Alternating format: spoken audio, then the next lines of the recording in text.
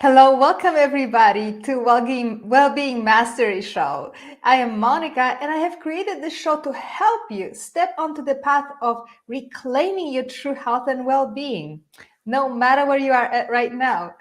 So, I have invited outstanding experts, teachers, mentors, and healers to guide you to connect to your inner deep healing power of your body and take back your health and your life. So let's go. And today's guest, I'm like really giddy because I've been waiting for this conversation for the whole week. So today's guest is going to really bring you a tremendous amount of expertise, especially on women's health, but also a tremendous amount of wisdom of helping us to connect to that inner healing power that we all have. So let me introduce you to Dr. Felice Gersh. She's an award-winning physician with dual board certification in OB-GYN and integrative medicine. She is the founder and director of the Integrative Medical Group of Irvine, California, a comprehensive women's health practice, and she serves as an affiliate faculty member at the Fellowship of Integrative Medicine through the University of Arizona School of Medicine. She volunteers on the medical advisory boards of several women's health nonprofits, and she regularly publishes in peer-reviewed medical journals.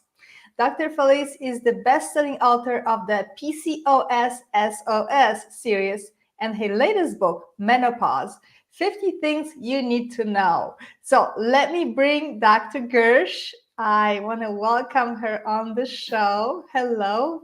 Hello, I'm so thrilled as well to join you. I've been looking forward to this all week as well. Oh, beautiful. Well, thank you so much. So, let's start right off the bat, Dr. Gersh. The goal of this show is to help viewers connect with that deep inner healing power of our body so that we can make the right choices. Because, cookie cutter solutions don't work. So, tell me, what is your secret to that? Well, it's to understand that the body is one and that all the different systems, every organ system, every hormone, everything works in this beautiful synchrony to create what we call homeostasis, so that when things are right, the body is in this beautiful sort of calm, peaceful maintenance state. But it's always in a state of surveillance. It's watching over, it's guarding you, so that if anything happens, trauma or an invading pathogen like a bacteria or a virus tries to get in, your systems all like work together with the immune system to fight it off. But in order to have everything working so perfectly, we need to embrace what nature really made women into, these beautiful hormonal creatures. So we need to love who we are innately, that our hormones are our friends, that our rhythms are there to serve our needs, that food that comes from the ground is the food that we should be eating, not food in plastic or from factories. So it's really a fundamental kind of a look of how people are healthy.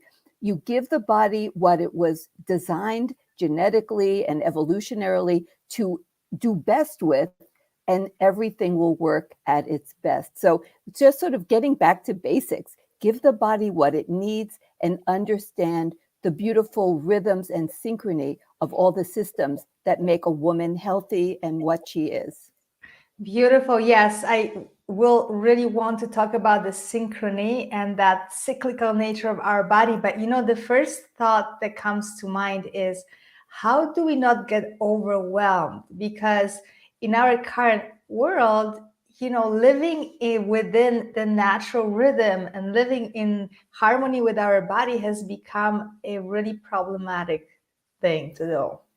Absolutely. So, yeah, it's an uphill battle, no question about it. Yeah. So, the first thing to solving a problem is to truly define the problem. So, everyone should sort of do their own sort of inventory of their lives. So, for example, are they getting enough nature in their lives? We have so many studies that show that just a walk in nature, looking at plants and flowers and the sky and clouds and getting sunlight actually really makes you healthy and happy. I mean, sunlight is actually happy medicine. There are receptors in our eye to sunlight that then get signals to the type of neurons in our brain that makes serotonin, the serotonin neurons that make this wonderful neurotransmitter that makes us feel happy and peaceful and calm. And from serotonin comes melatonin, which has so many different functions, including, of course, facilitating quality, appropriate restorative sleep.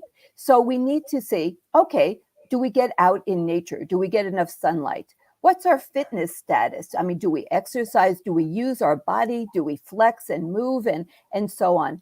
Do we eat the right foods, like food that comes from nature as opposed to from factories? Do we have artificial light going well into the night, or do we dim the lights? Do we go out and see the sunset? Do we, have love and friendships and purpose in our life?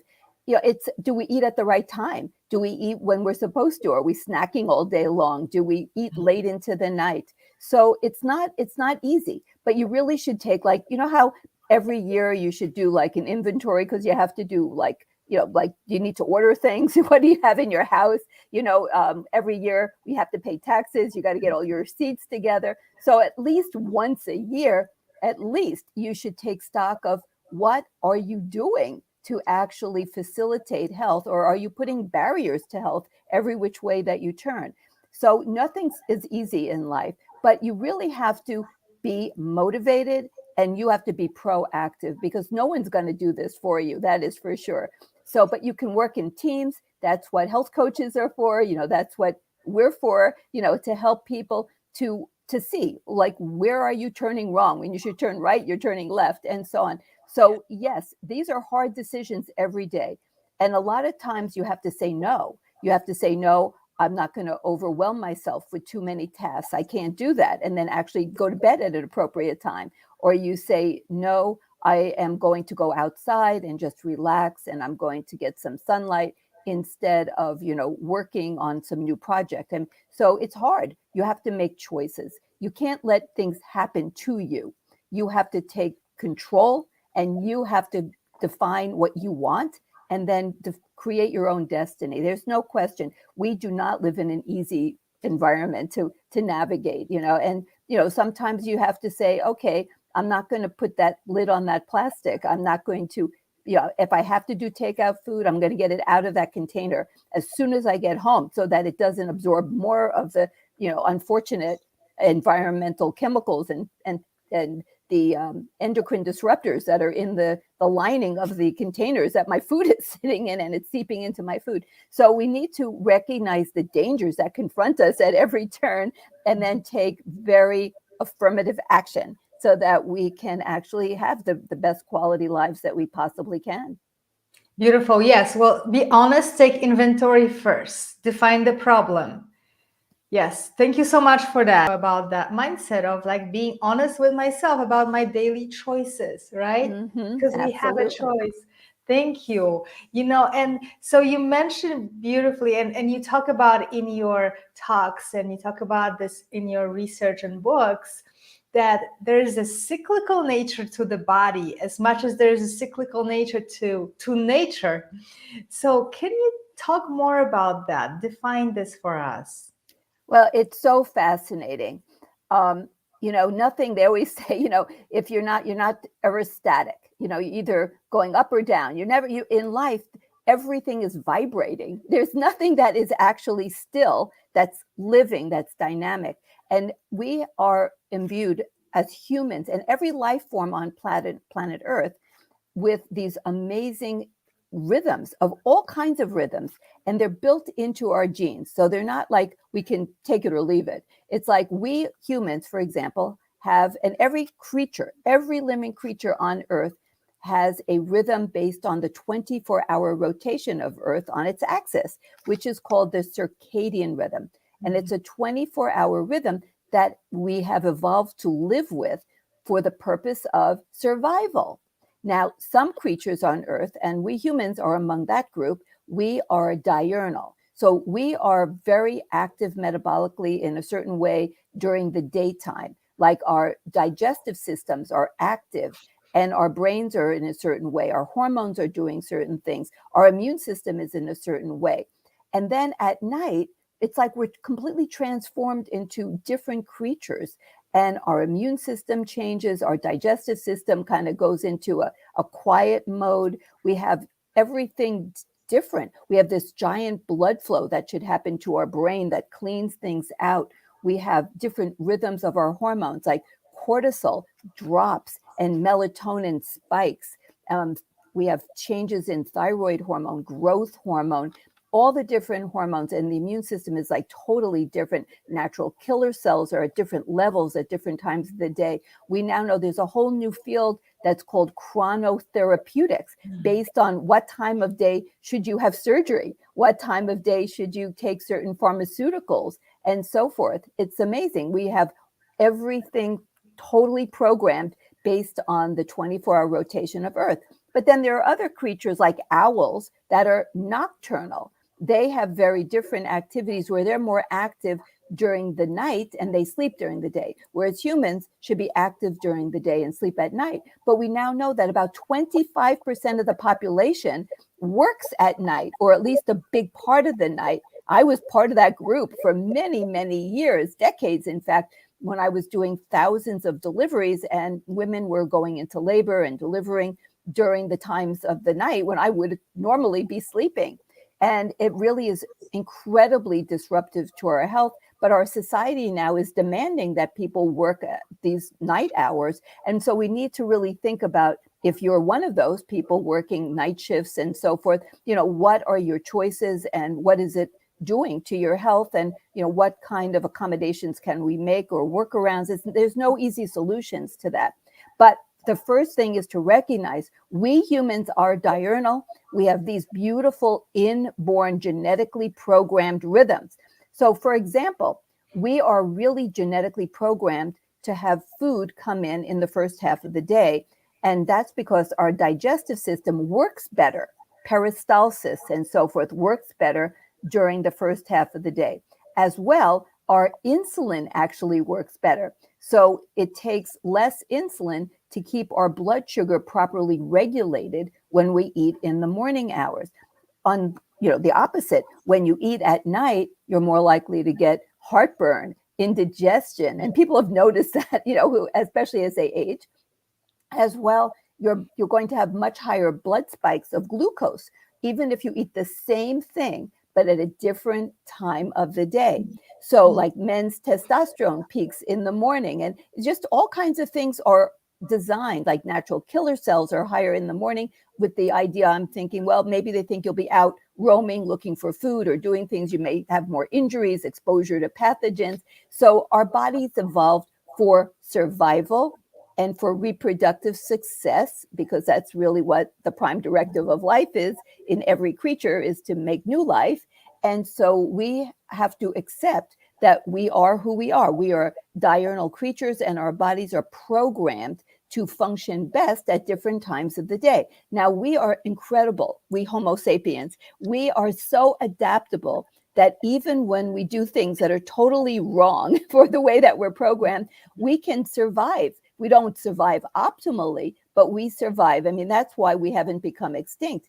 But if we really want to optimize our function, our brain health, our organ health, then we need to just accept who we are, how we're genetically programmed, and then try as best we can to live according to, I would say, the rules of nature, how we are created. So that's the circadian rhythm. But then there are many other rhythms. There are like smaller rhythms through the day.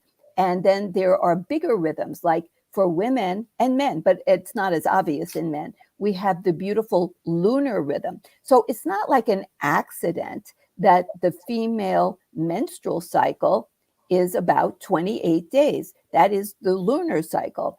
And, it's hard to prove these things, but there is some data that suggests that when the full moon is out, that in ancient times, women actually aligned. You know how the tides are connected to the moon and so on? Well, that we humans, being outdoors so much of the time, connecting with the stars, the sun, and the moon, that our menstrual cycles as females pretty much aligned together along with the lunar cycles, and then most women would ovulate on the full moon. So there could be some survival advantages. After all, if people are going to maybe have sexual relations, they would like to find each other. In the beginning, there weren't light bulbs and even fire. So the full moon provided light so that they found each other, right?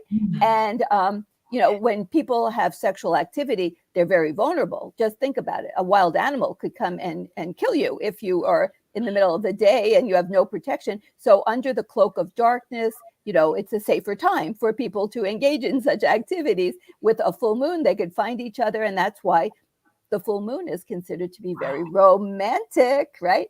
And so women actually have hormones that then function according to these beautiful rhythms when in nature.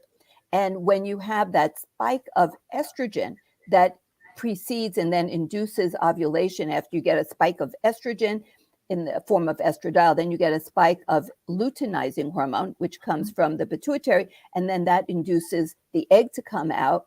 That actually changes a lot of things in the way that the body works. For example, the spike of estrogen will create more responsiveness of the progesterone receptors. And then in turn, as the progesterone is produced in higher amounts, it downregulates the estrogen receptors and the testosterone receptors. And the estrogen spike increases the function of the testosterone receptors so that women would have a higher sex drive when they're ovulating, and then have a lower sex drive when it's already over and they can't become pregnant, because there's no, nature doesn't care if people have sex or not if it doesn't lead to pregnancy. I mean, because that, whether we want to think about it or not, that is sort of the prime directive of life, is the creation of new life. And so they want women to be most receptive. We know this in nature, that they talk about dogs, they go into heat, right? They talk about that. Well, we are humans. We actually have pheromones too. These like the undetectable scents that attract males to us, and we are attracted to males. I mean, we are part of the animal kingdom. And when we understand this, it's actually super fascinating, right? Like, how do people find each other? How do people mate with the right person? And the thing is that it's related to these beautiful hormonal shifts and rhythms, as well. The pheromones, these, like they call like the scent of a woman, there's also scent of a man, but they're undetectable, but they actually are real. And the thing is that when women are on hormonal contraceptives, guess what? This doesn't happen. None of this happens. You don't have real rhythms. It's all pseudo. With, like, when you're on birth control pills, there's no real rhythms. It's just artificially created bleeds. And when you're on other kinds of contraceptives that change your body's ability to ovulate, so you're not ovulating, so you're not fertile, but you're also not going to have a normal kind of rhythm of the body. And not only will it affect your sex drive and your ability to choose the right mate, that's actually not insignificant, because that's actually part of how nature helps people get attracted to the right person. But also, you're going to have other systems in the body have major effects, because it's one body, and so-called sex hormones are affecting all the other organ systems, every single organ system, because every single thing in the body has to work in synchrony, including the reproductive organs, for overall health and fertility and reproductive success and survival. So all of these rhythms are there to protect us. And another interesting thing about the hormone rhythms of the menstrual cycle is that so many people are afraid that our own natural hormones give us cancer. This drives me crazy. We did not evolve so that our own beautiful hormones give us cancer. In fact, the menstrual cycle is protective for cancer.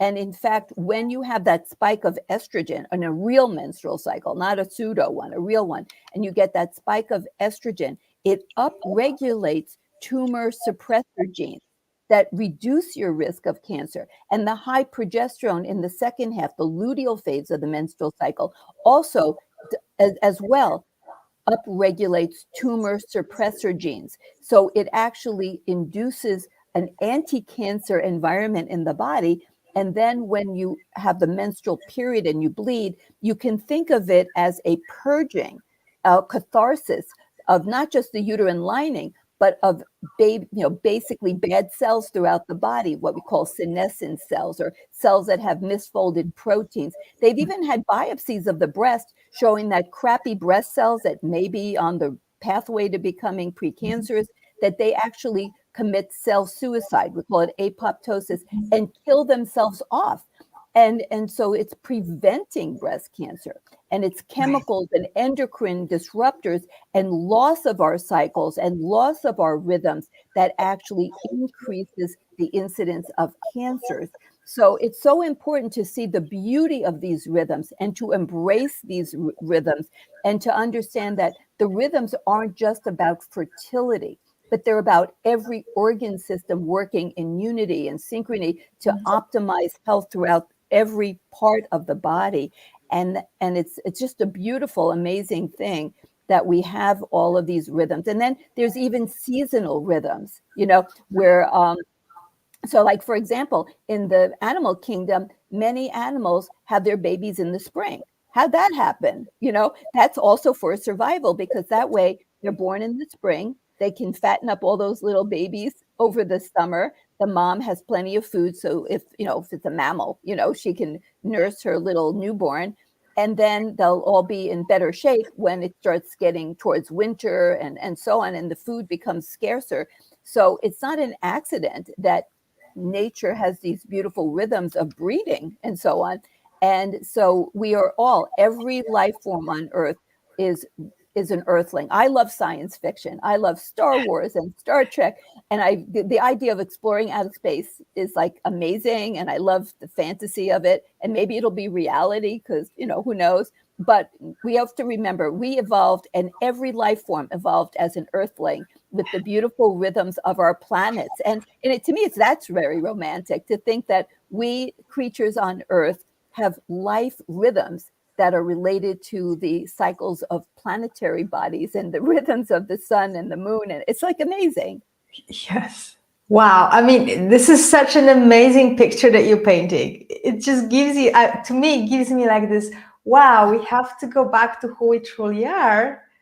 Amazing creatures, synchronized, right? Orchestrated together with nature and orchestrated within ourselves, which is an incredible image, an incredible just a thought form to have in mind as we go through the daily life. And so I would love to go deeper into fertility. And we talk so much about that because in our world, we actually don't like fertility. We shut it down. I Right? know. Which is crazy, but it is crazy. Right? It's unfortunate. I mean, I don't want women to have babies when they're not ready. Right. But if we don't, like, when getting back to the basics, define the problem. Well, the problem would be, say, you don't want to have babies when you don't want them, but at what cost? And what are the options? So way back, I don't know, like 70 years ago, I mean, it's been a long, long time now, many, many decades, that birth control pills were first being, invented, we'll say, and worked on. So it was a long time ago that they were first being worked on, and no one understood anything about what these hormones do in the body. What they figured out was that it will stop a woman from ovulating, and then she can't get pregnant. And then, of course, she won't have babies when she's not ready. But no one understood rhythms. No one understood the gut microbiome, which we haven't even touched on, which is a huge issue now in every aspect of health. And no one understood that there were hormone receptors for the so-called sex hormones, which I prefer to rename life hormones, because they're about every aspect of life. And no one knew what they did in the body other than that they had something to do with reproduction and having eggs come out.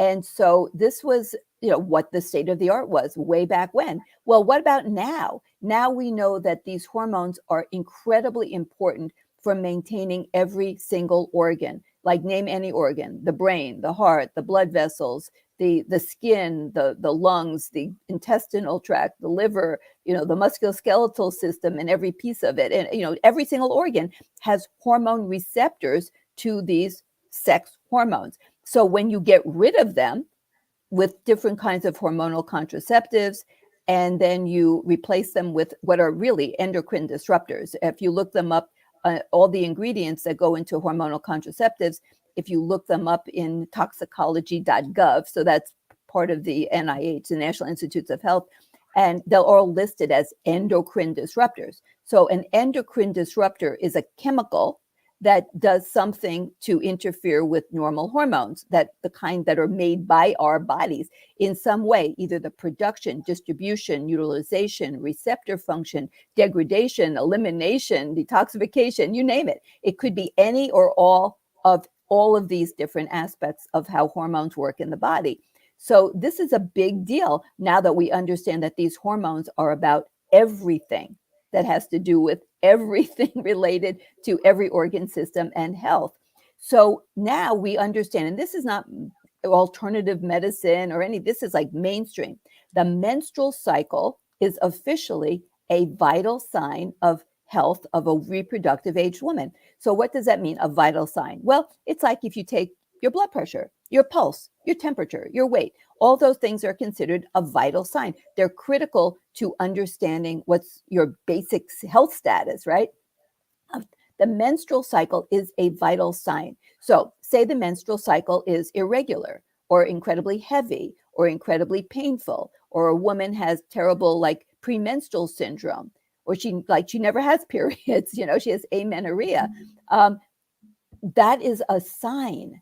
Now, it's a sign that something significant is going on in that female's body that needs to be worked on, that needs to be defined and then hopefully repaired so that her menstrual cycle will come back to normal and she will be healthy. So like there's many ways that you can interpret things. Like everything's like the layers of the onion, right? So it's a symptom.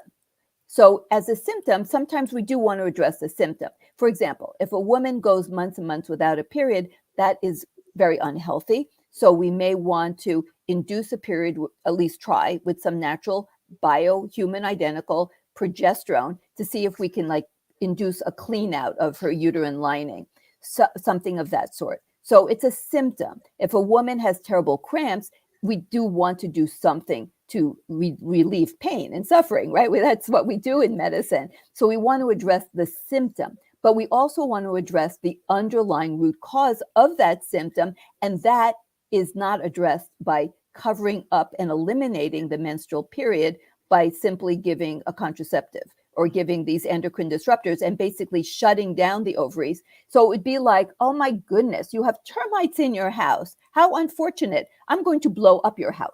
No, I mean, okay, now the termites are gone, but so is your house, so you don't want to say, oh, your menstrual cycle is all messed up, so I'm just going to blow up your ovarian function. So you won't have, I mean, not literally, but, although sometimes they take them out, women when they have certain situations. But the bottom line is you don't want to get rid of your ovarian function.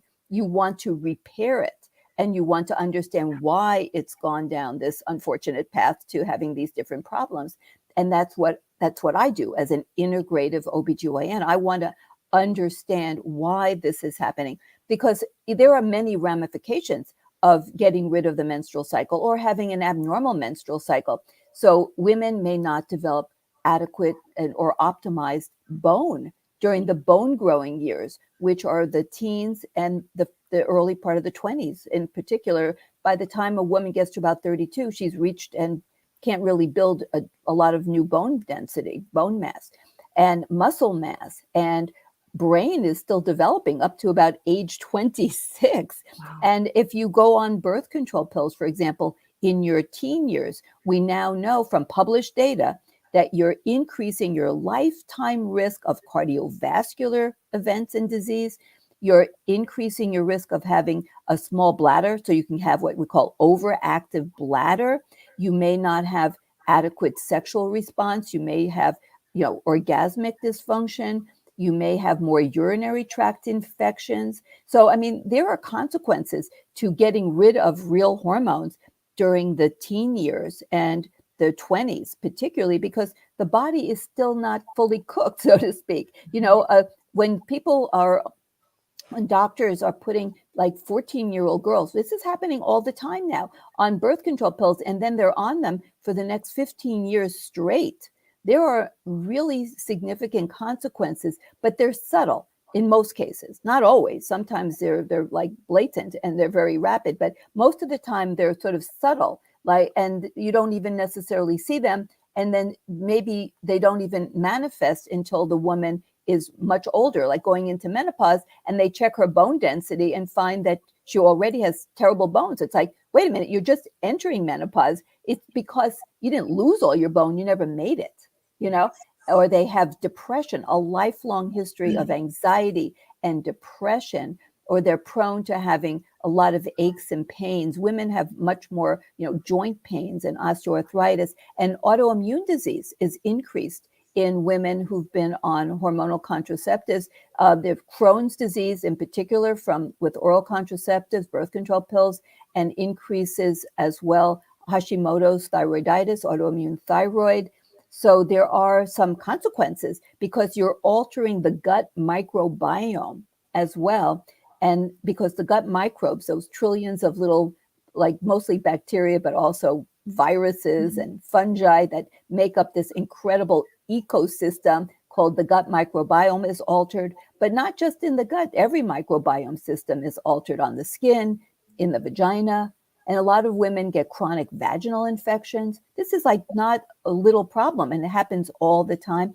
And there's some interesting things that I'm really concerned about, not looked at very much, and that is it changes the cervical, uterine, and vaginal microbiome when you're on a variety of these contraceptives, and it can affect fertility because you need to have the right microbial population in order to have proper successful fertility, but also pregnancy complications. They've actually now done some studies of the microbiome of the placenta, and they found that the microbiome of the placenta of women who develop preeclampsia, gestational diabetes, is really increasing in incidence and very bad pregnancy-related complications.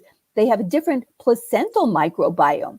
And the microbiome of the placenta is going to have a relationship to a variety of things, including the pre-existing microbiome that's there prior to conception.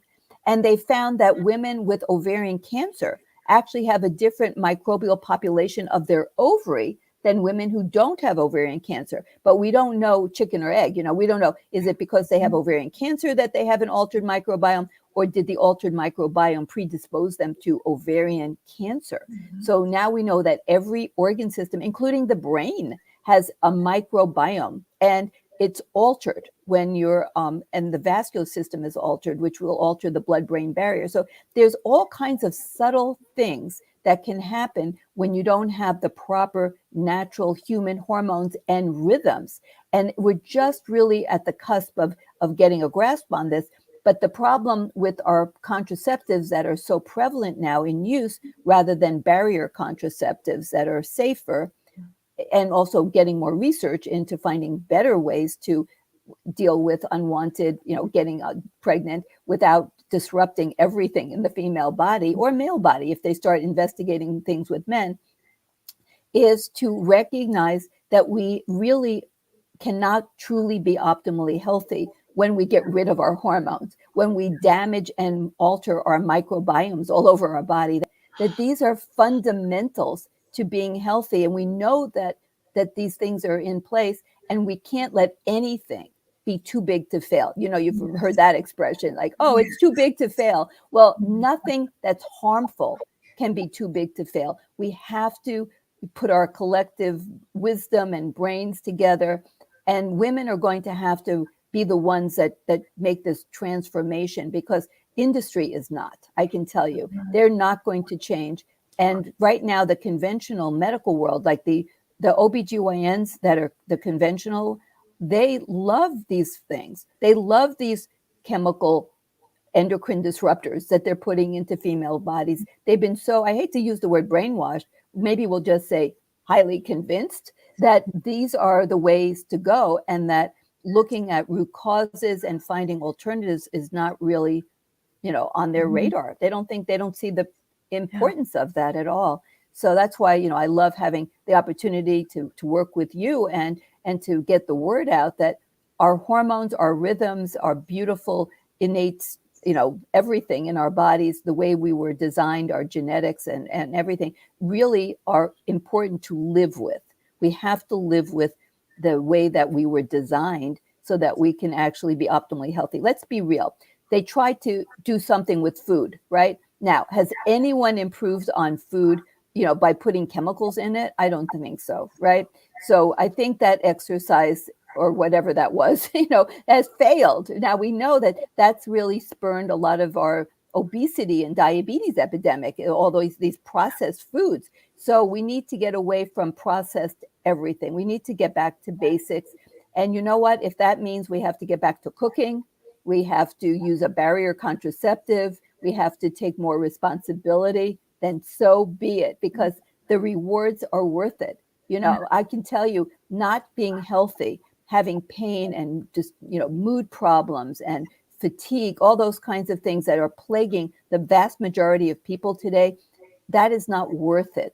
It's better to go and find, local growers and get back to nature and cook and walk. And, I remember when they first invented the remote control for the television, I was like in a state of shock. It's like, a remote control? Can people just get up and walk to the television to turn it on and off and change the channel? Like, how lazy can a person be? I remember like a remote control. Now I can't even figure out how to change anything on my television without a remote control. They hide the controls. It's like, where the heck is I don't know how to change the channel or if I don't use my remote.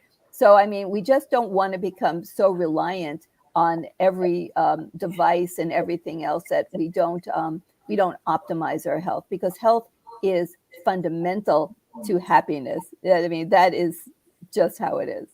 Yes, yeah, beautiful. Yeah, we cannot sacrifice health for ease of, like, for what, just because you don't want to be putting a little more energy into, like, what am I eating? Am I using plastics? All those things. I mean, it's doable. Thank you for that. You're really bringing that up. We don't have to get desperate. We can actually start being honest and making those choices one by one. So thank you for that. Oh, and you brought up the whole thing of infertility. Well, one of my, like main areas of expertise that I have a lot of patients coming in to see me with is the condition polycystic ovary syndrome, PCOS, which is the number one endocrine disorder of women and the number one cause of infertility of women. And it's a worldwide epidemic. And it's actually, I call it the poster child of where metabolism meets reproduction, and how you can see how every organ system of the body is interconnected to every other organ system. Because you have women who innately, through their genetics, have a slight deficiency in their ability to convert testosterone into estrogen in their ovaries. That's how all estrogen is made. It's converted from testosterone in the ovary, for ovarian production. And so they don't do it quite as efficiently as other women, but they do it okay. It's just not quite as efficient. And so in ancient times, it was probably actually an advantage because they were slightly less fertile. They had slightly more testosterone, which made them like the leaders of their tribe. They were like, with that little bit of extra testosterone, they were like bolder and braver and stronger and, more dynamic, and like nobody would take advantage of them. They would stand up for themselves. Yeah. So that was actually great. But now in the present times, like we talked about, we have all of these chemicals, pollutants, endocrine disruptors. We have circadian rhythm dysfunction. We have people, exposed to blue light, and they're staying up late at night. They're working night shifts. They're eating processed foods. Not only does it have all these horrible chemicals in them, but they're also deficient in all of the vital nutrients. So it's, it's what you eat and what you don't eat. So they're getting all this bad stuff, and they're not getting the good stuff that they need to run the machinery of the cells of their body. And then they're, like most people, they're sedentary, they're not fit. So, and then they're more stressed. We live in a world where people are stressed to the hilt. So when you put all of these things together, it's like the perfect storm to actually exacerbate this little inherent, we'll say defect, very minor, But then what happens is the exposure to these chemical endocrine disruptors, especially when they're a fetus, when they're in utero, actually reprograms their own hormonal systems and receptors. And now we know that the hormone receptors are not working properly in women with PCOS. And that probably includes a multitude of hormone receptors, including melatonin and testosterone. But the most research has been on their estrogen receptors. And estrogen has receptors on every organ. So basically, it's like having too little. If the receptors don't work well, then that's like an estrogen deficiency, because the estrogen that's there isn't actually working as well on the receptor. But the body doesn't make enough estrogen because of that little defect. And then on top of that, with all the changes in our diet and rhythms and so forth, and not having enough estrogen, the gut microbiome changes and they get impaired gut barrier or leaky gut, which causes these toxins in the gut that can be called LPS, lipopolysaccharides, or endotoxins, toxins from within. They leak out, and the immune cells of women with PCOS, because they don't have enough of the proper amounts of estrogen, they are like fire kegs. So it takes a lower amount of inflammatory stimulus to create a greater inflammatory response. So they have this chronic state of overall body low-level inflammation, which drives all kinds of bad things in the body. Inflammation drives, heart disease and high blood pressure and depression, anxiety. I mean, underlying joint pain, all kinds of things are due to this chronic low state of inflammation. So basically, women with PCOS end up with all this inflammation, which drives insulin resistance, which causes even more testosterone production through different mechanisms. They have higher levels of insulin, which drives fat production and storage. So most of them, the vast majority, are overweight and obese and have tremendous problems losing weight because of their insulin resistance, because insulin, when it's always high, is going to do what it does. It promotes fat production and storage. And you can't be multitasking. You can't be making fat and burning fat at the same time. And estrogen promotes fat burning and appetite regulation. So the women with PCOS often have binge eating disorder, dysregulated appetite, and they don't burn fat. It's a different skill set to make fat and store fat versus burning fat. So their mitochondria, which require adequate amounts of estrogen, are malfunctioning. So they're not good at burning fat and creating energy, so that they live in a body that's filled with fat, which is energy, but they can't really access it properly to create the energy that they need. So they feel sluggish and mood problems and achy, and joints are hurting. Irritable bowel syndrome is more prevalent, along with hypertension, cardiovascular disease, insulin resistance, leading to a much higher rate of diabetes. By age 40, women with PCOS have 7-fold higher rates of developing diabetes than the average population. They have pregnancy complications. Even when they do become pregnant, they have very high rates of everything: preterm deliveries, gestational diabetes, macrosomia, babies that are too big or too small because of placental malfunction. They're more likely to have abruption, separations of the placenta, hypertension, preeclampsia. So it's a huge problem. And in the US, no one's keeping statistics. I mean, who's keeping numbers? So the estimates are anywhere from 10 to 25% of all reproductive aged women have some degree. It's a spectrum because it's a syndrome.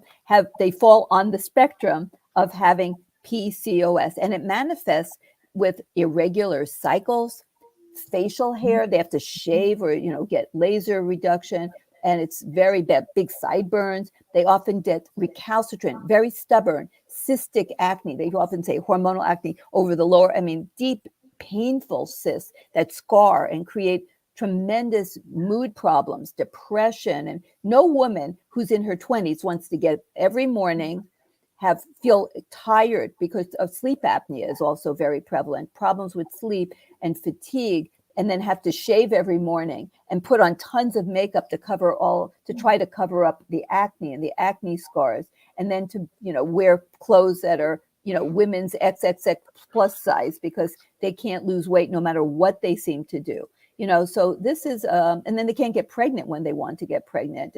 And they're just told the solution is go on birth control pills, which actually increases a lot of metabolic dysfunction, including risk of blood clots, which are then exacerbated, and women with PCOS run a higher rate of developing blood clots, and this is adding to that. So it can help with some of the symptoms, but it's not really restoring their underlying health problems into a better state. So, and of course, you can't get pregnant on birth control pills. So eventually they want to get pregnant, they have to get off, and often they're even worse off when they get off of them. So it's like a very big deal. That's why every woman should know about PCOS, even if she doesn't have it, because it really is like the perfect example of how metabolic, the whole metabolism is the production, distribution, utilization, storage of energy. So it's all about energy. So when your body can't manage energy properly, you can't have proper reproduction, because that's a very critical energy utilization time. And it all links together. So PCOS is, like I said, the poster child that shows how every organ system in the body is united through these so-called sex hormones, and the role of endocrine disruptors, circadian rhythm dysfunction, which women with PCOS have, because that's also very related to estrogen levels. And their gut is dysbiotic. They have leaky gut. So all of these things that we talk about in medicine now, especially in the integrative world, more and more, they're all manifesting in women with PCOS. So it's like the perfect example of how when everything kind of goes awry, you end up with all of these metabolic dysfunctions and fertility reproductive dysfunctions in the same body. But it's not like one person is unlucky 25 times. That's why they have 25 symptoms or 25 problems. Yeah. It's really fundamentally the same thing. It's, living without proper rhythms, gut dysbiosis, hormonal imbalances.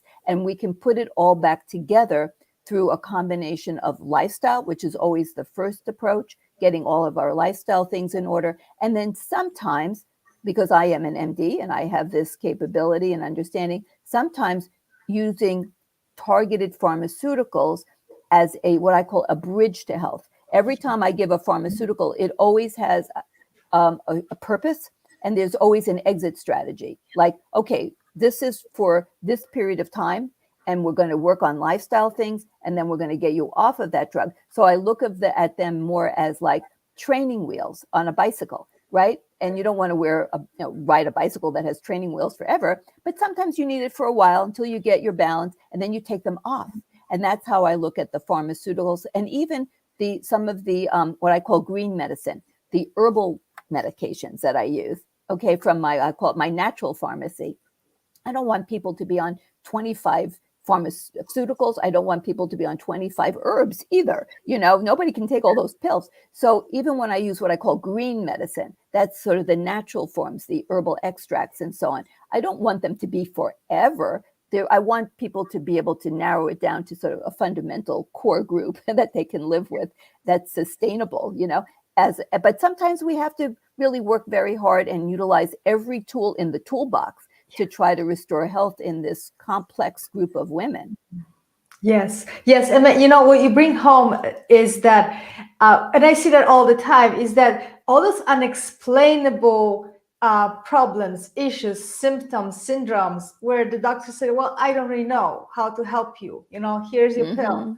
And so you bring that home that, then we have to go deeper and dig deeper, and it may be related to the reproductive system. And it does come from a patient. I think at this time, we just have to take responsibility. You can't just look up to the professional to tell you what to do, because they don't know in many ways. And so how do we reach out for help? If there's something alarming for a woman, if she's listening to that and thinking, okay, I need to start backtracking and understanding what's happening because I'm having symptoms. What's the first step to actually reach out for help? Well, if a woman has some kind of pain or abnormal bleeding, then she needs to go to a medical doctor to do what we call the rule outs. Okay. So you always want to rule out that there's anything really serious that needs immediate attention. Once the doctor rules out, and then you're left with, well, you know what, you have like so-called unexplained. You have like Yeah. PMS, you have menstrual cramps, and you have PCOS, and the only solution we can offer you is go on birth control pills, the usual, right? Then it's time to take control yourself. You've ruled out all this, the serious. You don't have giant fibroids, you don't have tumors, you don't have cancer, you don't, this, that, and the other.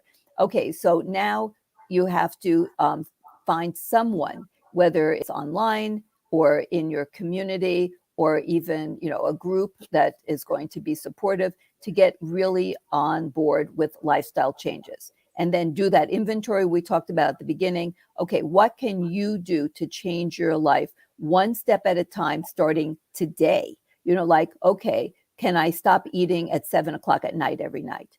Can I turn out the lights and go to bed by 10 p.m.? Can I, turn off all the lights, or at least the blue lights, the screens, by an hour or 2 hours even before I go to bed? Can I get a 15-minute brisk walk after meals? Can I get even more exercise than that? Like, do I feel depressed? Do I get out in the sunlight? Take an inventory and start, making a list and then doing it, like, be, take charge. And this is why we have things like health coaches, because staying true to your goals is not easy. It's so easy to slide back into bad habits. And look at, okay, am I microwaving in plastic?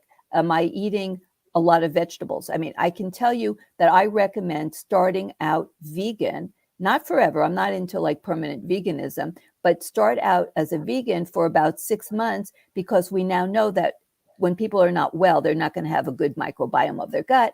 And when you have the wrong microbes, they metabolize animal protein in a bad way. They create toxins like TMAO, nitrosamines, and they actually make carcinogens and toxic products. Not that the animal protein, like when they do studies like eggs are really evil. Well, eggs aren't evil. Organic free range egg is not evil. But if you have the wrong gut microbiome, it's not going to be good for you, because you're going to metabolize it in a bad way into metabolites that can actually be harmful. So you got to nurture your gut microbiome. So the first thing you want to start with is the foundations. Like, are you working on sleep? And are you working on stress and nutrition? Those would be like the starts, because stress will do you in every time. I can tell you, like, that's why mind-body medicine, it's not woo-woo at all. I mean, that's like hardcore science, that you need to work on stress and emotions. These link to your gut, to your brain, to every organ system. So this is not, really fundamental. So, and then just, getting a little bit of movement every day is a good start. Like some people sit like for 8-10 hours straight, barely getting up, maybe just going to the bathroom. It's like amazing how non-movement oriented a lot of people are, and our bodies are meant to be moving. And you got to, like I say, get up, walk around, even if you're on the phone, like just walk in place, do something. Don't just sit there all the time. And, start eating real food. Like, it's like so simple. Like, it just, for 6 months, eat only vegan. And if you just won't do that, then limit animal to no more than 3 little ounces a day, the best quality you can get. And try to get the colors of the rainbow, like all different kinds of vegetables and fruit.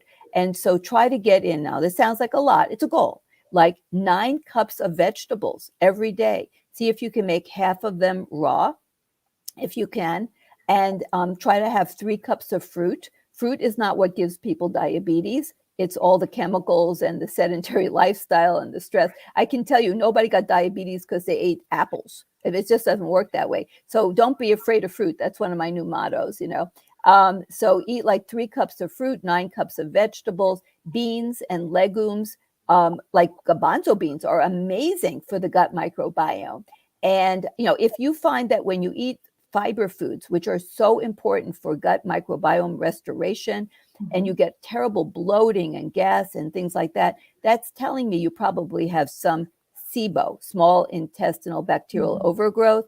And then you need to work with someone on that. That just means that you have probably abnormal peristalsis. Maybe you don't make enough proper stomach acid, and you have bacteria overgrowing in your small intestine in large numbers where they don't belong, and they're fermenting. They're creating gas in your small intestine, and that just creates a lot of bloat because it doesn't have any place to get out. You can't burp it out or, have flatus to get it out. It's like stuck and you just blow up, So, if that happens and don't give up, just, work with someone that understands SIBO. And that can be resolved in, not too long a time, by 2 months usually.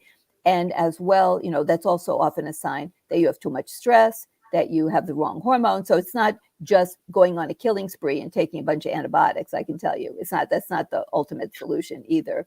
So you have to work at this. But once you rule out, like, you have some really serious thing in terms of cancer or a major autoimmune disease, or like ulcerative colitis, Crohn's disease, and such, then you got to work on lifestyle and see if you can find your tribe, like a group, or a lifestyle coach, or an integrative functional medicine doctor like myself, someone that is going to guide you and help you to really get all of the lifestyle pieces together. But nothing is going to work unless you stay like nose to the grindstone, that you want this, because that's why we have like this area of medicine where people just want a magic pill. There is no magic pill. It's really working hard all the time in this, like we started from the beginning. Like, what do you do when we have a society that doesn't really support all the health measures that are needed to be healthy? Means that you have to take total personal responsibility to live a little bit, off the grid a little bit. Like, when everyone says, I'm going out for beer and pizza, that doesn't mean you can't go and have fun with them, but maybe you're not going to eat with them the same way. Maybe you're going to look for the lettuce wrap, but you know what? I do that all the time. Nobody shuns me because I don't partake of the junk food that they're eating. And, sometimes people follow my example, Here we go. Yeah. Have courage to be the weirdo, right? Right. Here we go. Wow, Dr. Gersh, it's incredible. We could talk, I could listen to you for many, many hours, You just, you bring it all home, It's how I see thanks. that. And I know you have a very special gift for our viewers that will help them step onto some of that self-healing and understanding what's happening with their bodies. So tell us about your gift. I think that you get 3 or so chapters of my book from PCOS. Yes. And so PCOS SOS is my first flagship book.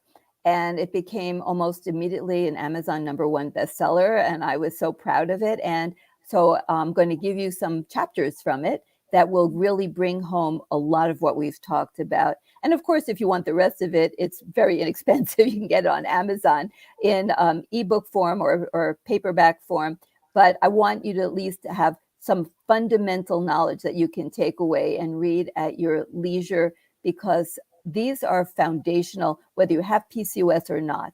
It's really foundational to health, that you live according to all the beautiful rhythms and your genetic, predispositions and so on. And that's what I really talk about. It's really a lifestyle book for everyone, even though it's focused on PCOS. Beautiful. Well, thank you so much for that. And just thank you for bringing all this wisdom and practical solutions and inspiring our viewers today, because I think this was amazing. And I cannot wait to hear the feedback from everybody. And so please listen to Dr. Gersh and take it seriously, because your health is worth it. There's nothing, there's nothing more important. So, well, thank you so much, Dr. Gersh, for being here, for your time and generosity. Thank you, all the viewers, for being here and partaking in this. And I encourage everybody to keep on listening to our shows and interviews. We're here for you. So thank you again, and we'll see you again soon. Bye. All right. Beautiful.